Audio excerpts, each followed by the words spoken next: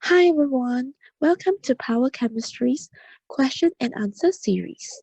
Today we'll be starting on the new topic, kinetics. This question that I've chosen today seems seemingly normal and it has a little twist right at the end. So let's take a look at what this question is about. So the kinetics of the reaction below was studied using the method of initial rates. So you have I minus reacting with ClO minus with OH minus as the catalyst, and you will form IO minus and Cl minus. So let's take a look. So whenever we want to determine the order of reaction with respect to a certain reactant, we have to make sure that the values of the other reactants stay constant and only the concentration of that particular reactant that you wish to find out changes. So let's take a look over here.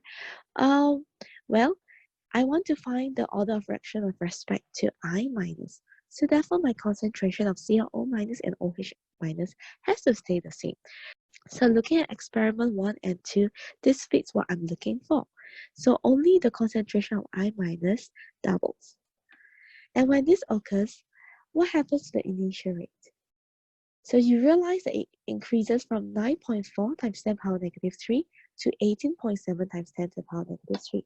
Okay, this is not entirely double, but almost. So therefore, it is estimated to be double of that. So since when the concentration of I minus doubles, the initial rate doubles, it is first order with respect to I minus. Okay, so quick recap. So first order means that the rate is directly proportional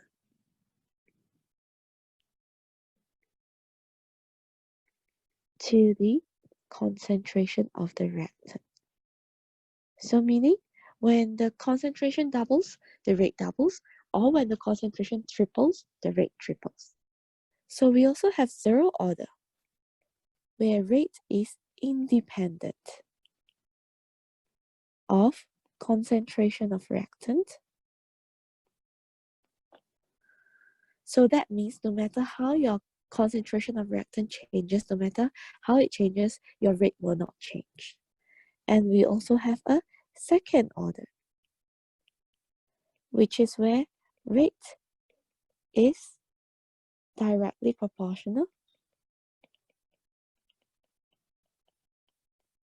to concentration of reactant square.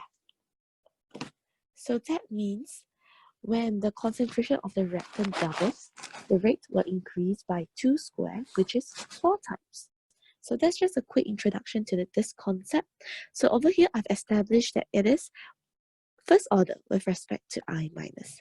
Next, let's find the order with respect to ClO minus. So therefore, all other reactants, the concentration has to be the same. Only ClO minus changes. And I realized that I can compare experiment 1 and 3. So when the concentration of ClO minus increases by 1.5 times, the initial rate also increases by approximately 1.5 times. To be exact, it's about 1.48. However, we can round that up to 1.5 times.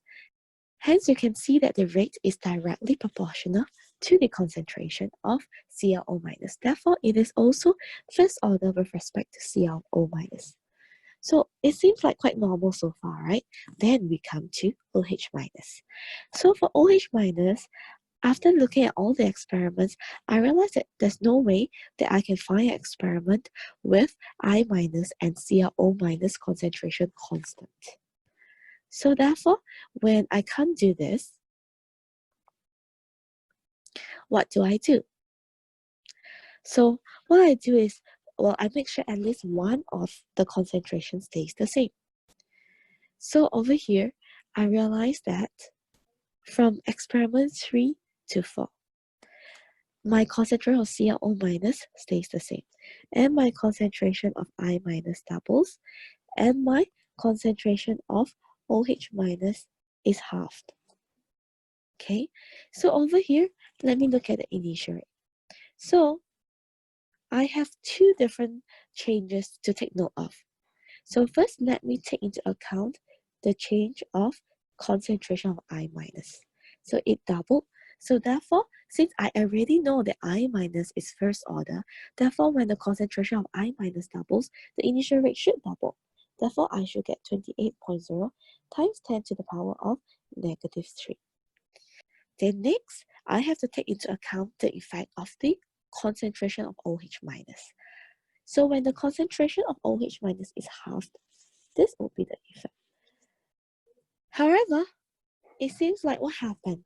From 28 times 10 power negative 3 to 56.1 times 10 to the power negative 3, that is approximately double.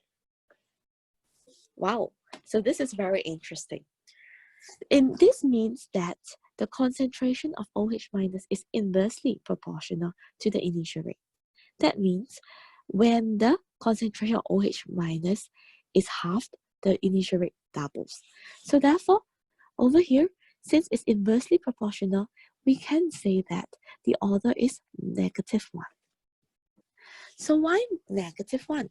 Negative indicates that there is an inverse relationship, meaning that when the concentration of OH minus decreases, the initial rate increases.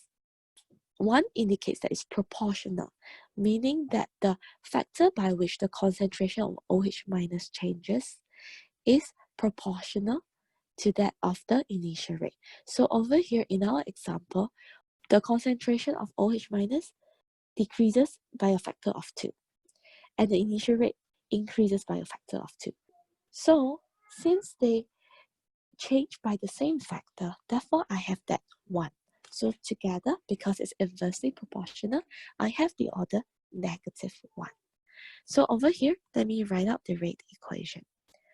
So the rate equation will be rate equals to K times concentration of I minus power 1, concentration of ClO minus to the power of 1, times concentration of OH minus to the power of negative 1. So I can simplify this as K times concentration of I minus times concentration of ClO minus times concentration of OH minus power negative 1. Therefore, what is the overall order of reaction? Overall order equals to 1 plus 1 plus negative 1. So that will give me 1. Therefore, over here, from this answer, my answer is A. So again, over here, I'll just like to emphasize that it is possible for order to be negative.